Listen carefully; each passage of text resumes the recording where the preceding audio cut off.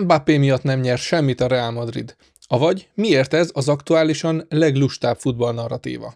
Biztosan sokan hallottátok már, vagy akár bennetek is megfogalmazódott, hogy mióta a francia sztár elhagyta a Paris Saint-Germaint, azóta a Paris Saint-Germain bajnokok ligája címeket nyer, és most is azért küzd, a Real Madrid pedig azóta nem nyert semmit. Maga az egyszerű megállapítás tényszerűen igazolható a trófeák számában. Azonban sokan nem ezt akarják vele mondani, hanem sejtetni akarják, hogy mindez a francia játékos miatt van. Ez szintén lehetne egy védhető állítás, de akkor meg kellene védeni érvekkel. És sajnos legtöbbször nem követi ezt semmilyen fajta okfejtés. Vagy ha igen, akkor megáll olyan megfoghatatlan dolgokban, mint hogy szétveri az öltözőt, vagy olyan féligasságokban, hogy rossz hatással van a csapatjátékra. Menjünk egy kicsit ez mögé, és nézzük meg, hogy mi igaz belőle, és mi nem.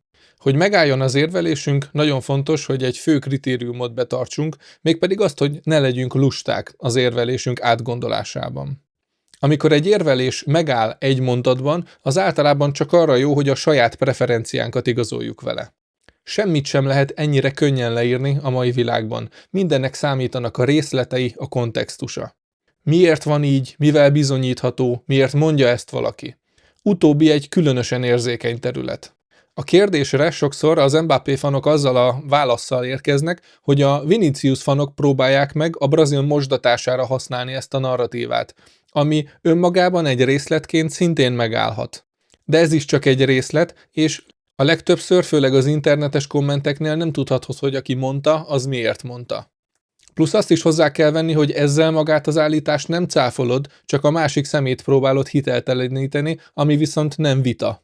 A lényeg, hogy ne egy olyan önmagában semmit sem mondó indokból indulj ki, hogy ki nyert és ki nem nyert, mert ez nagyon félrevezető lehet. Először is vizsgáljuk meg azt, hogy vajon Mbappé távozása miatt lett-e jobb a Paris Saint-Germain. A válasz kétosztatú. A modern foci logikája alapján a 11 játékossal védekező és 11 játékossal támadó csapatok egy nagyon magas minőségű játékoskerettel alkalmasak lehetnek a totális dominanciára. Ennek ékes példája az idei Paris Saint-Germain, Bayern München vagy az Arsenal. Szóval ismerve Luis Enrique játékfelfogását, igen, neki könnyebb lett a dolga a francia játékos nélkül, mivel az magasról tesz a valódi védőmunkára. De tedd fel magadnak a kérdést, csak így lehet sikeresnek lenni? Bár nem egyöntetű a vélemény a futballal foglalkozó elemzők és szakemberek körében, de a többség úgy gondolja, hogy egy olyan játékost, aki nem veszi ki megfelelően a részét a védekezésből, még elbírhat egy top csapat. Persze, mint mindenben, itt is az a kérdés, hogy többet ad-e, mint amennyit elvesz. Közismert az a videó, amikor Luis Enrique egy vetítőszobában próbálja rávenni világbajnok támadóját, Michael Jordan példáját felhasználva arra, hogy ugyan vegye már ki a részét a játék egyéb fázisaiból is. Sokan itt Mbappé megmaradt lustaságát emelik ki, ami teljesen jogos, tegyük hozzá, de az is fontos kérdés, hogyha Mbappé ennyire problémás, akkor vajon vesződött volna vele annyit Luis Enrique? Ha egy másik példát előveszünk, a későbbi aranylabdás Dembélét konkrétan inkább kipakolta a keretből egy időre. A válasz egyértelműen nem. Mbappé a támadó potenciálját tekintve olyan szinten lóg kifelé az aktuális mezőnyből, mint kevesen. Balszélső létére centerből 50-60 gólokat szerez szezononként, és egymaga bármikor képes a csapata javára billenteni az aktuális mérkőzést. Lehet tagadni az értékét, csak felesleges. A másik kérdés a témában a PSG helyzete. A francia sztárklub a katari hatalomátvétel óta top szinten többnyire a nevetség tárgya volt. Köszönhetően a galaktikus Real Madridot is felülmúló, dilettáns, marketing alapú átigazolási politikájának és rosszabbnál rosszabb edzőkinevezéseinek. Aztán 2022-ben Nasser El-Khelaifi olyat csinált, amit eddig nem, szóval valószínűleg beütötte a fejét, egy előremutató döntést hozott. Leigazolta azt a Luis Campost, aki korábban már sikercsapatot csinált a Monacóból és a Lilleből is. Campos azonnal elkezdte kiszórni a sztárjátékosokat, és a helyüket hasonlóan tehetséges, de fiatal és a munka iránt elkötelezett játékosokkal töltötte fel. A második évre megérkezett Luis Enrique is a kispadra, és a hazai címek mellé a Bajnokok Ligájában is szépen menetelt a csapat. És ha nem bénázzák el a Dortmund elleni elődöntőt, ahol például 6-szor is eltalálták a kapufát, akkor azzal sem biztos, hogy lehetne tesztelni a mennyezetet, hogy Vinicius egy újabb Bajnokok Ligáját nyert egymaga a Real Madridnak. Apró megjegyzés, hogy Kylian Mbappé már játszott döntőt egyébként ebben a sorozatban, de az akkori Super Bayern Hansi Flickkel az élén megállíthatatlan volt. A fájdalmas 2024-es kiesés ellenére a csapat felfelé ívelő pályán volt. Ha Mbappé nem akar annyira Madridba igazolni, akkor átgondolva a helyzetét rájöhetett volna, hogy nem is biztos, hogy ez olyan jó ötlet. Miért? Erre ad választ a harmadik téma, csöbörből vödörbe. Ha nem az édesanyja, hanem egy hozzáértő személy a menedzsere, akkor elmondta volna neki, hogy a végre versenyképessé váló PSG jó eséllyel a következő években, vele a középpontban, folyamatosan esélyesként indult volna a Bajnokok Ligájában. Ez azért is volt lehetséges, mert az előző kérdéskör, miszerint egy nem védekező játékost még elbírhat egy top csapat, a PSG-nél már előállt.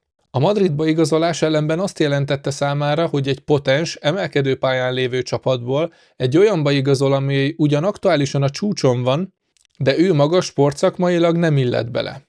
Miért? Mert ott már nem csak, hogy volt egy balszélső Vinicius képében, de a brazil sem igazán szereti a védőmunkát, azaz itt már 2 olyan játékos van, aki nem akar és nem is tud rendesen védekezni, és itt előállt a 2 dudás egy csárdában effektus is. Mbappé egy olyan közegből, ahol ő volt a sztár és az egyik legrégebb óta ott lévő játékos, átkerült egy olyan közegbe, ahol ő volt az új fiú, és egy 18 éves kora óta ott pallérozódó és éppen kiteljesedő, normál esetben versenytárs mellé került. Fontos leszögezni, hogy nem velük van a baj, nem Mbappéval van a baj, és nem Viniciusszal van a baj. Azzal van a baj, hogy ők ketten egy helyen vannak. Mondanám, hogy jó magam és sokan mások előre megmondtuk, hogy ez taktikailag tarthatatlan, de várjál csak, mi előre megmondtuk, hogy ez taktikailag tarthatatlan. Ráadásul a tömény támadóimádattól elhomályosult mainstream sportmédia csak ezen a szinten mozogva gálásan megfeledkezett arról a nem elhanyagolható tényről, hogy minden csapat lelke a középpálya. És a Real Madrid éppen Mbappé érkezésének nyarán veszítette el a bal agy féltekéjét Toni Kroos képében, egy évvel később pedig a jobbat Luka Modric távozásával. A hasonlat áll, a Real Madrid már a totál agyatlanul működik a pályán belül és azon kívül is. Szóval akár azt a kérdést is föltehetnénk, hogy a Real Madrid nem nyer semmit, mióta Toni Kroos távozott? Maximum akkor lett volna szabad Mbappé részéről engedni a Madrid hívásának, hogyha tudja, hogy Vinicius távozik onnan. Nem az ő hibája, nem Viniciusé, hanem a Real Madrid sportigazgatójáé. Ja, várjál, az nincs. Szóval Mbappé egy lassan kipolírozódott sportkocsiból átült egy motorját vesztett oldtimerbe. Ha a francia hibáját keressük a dologban, akkor a rossz szakmai döntéshozatalban találjuk meg. És van egy negyedik terület is, Mbappénak megvolt az esélye, de elvették tőle. Ha már a gálánskodást többször említettem, a leggálánsabb figyelmen kívül hagyása annak a ténynek van, hogy a Xabi Alonso féle Mbappé központú Real Madrid működött. Nem sorolom, hogy milyen eredmények, mutatott játék, felépített játékelemek és aktuális pedigré jellemezte azt a csapatot. Még ha csak 13 mérkőzés erejéig is. Aztán szintén sokat ismételt téma, hogy ezt az egész helyzetet valakiknek az érdekében felborították, megbuktatták. Nem egyedül a szimbolikus felelős a bűnös az egészért, a szálak egészen Florentino Perezig vezetnek. De maga Alonso is elővehető, mert engedett a zsarolásnak. Bőven benne van, hogy akkor is kirúgják, hogyha példát statuál a játékoson, de legalább akkor állva halt volna meg a saját elvei szerint. Szóval a francia állítólagos öltözőromboló hatását nem ezeknek a játékosoknak a reakciója alapján fogom majd megítélni. Természetesen Mbappé sem menthető fel minden alól. A szezon végi morális állapotokért maximálisan felelős ő is. Ha van még tétje a szezonnak, ha nincs, ha megengedte neki a klub, ha nem, akkor sem példamutató, hogy amíg a csapattársai kimennek a pályára és játszanak, addig ő külföldön nyaralgat. De nem vagyok hajlandó elfogadni ilyen játékosoknak a morális elítélését egy olyan szezonban, ahol egyesek edzőt buktatnak, mások pedig összeverekednek az öltözőben. Jó eséllyel nem a mostani edzőkinevezés hozza majd el a megváltást a franciának, és hogyha Viniciusszal hosszabbítanak, akkor nem is a következő évek. Mbappé közel sem hibátlan. Mikor a Paris Saint-Germainnél már nem tudták jobban megfizetni, akkor olyan jogokat adtak neki, ami lehetetlen, hogy ne torzítsa a személyiségét. Viszont ha kritizálni akarjuk, akkor kritizáljuk azzal, amiről van bizonyítékunk, ami érveken alapszik, és ne álljunk meg elégedetten félmondatoknál. Ha tetszett a videó, akkor kérlek, iratkozz fel a YouTube csatornámra, és ha szeretnél további Real Madridos tartalmakat is olvasni, akkor szintén regisztrálj be a patreon.com/realista oldalamon, ahol további írásos és videós anyagokat találhatsz, illetve hogy ha lehetőségedben áll, akkor támogasd a munkámat. Köszönöm.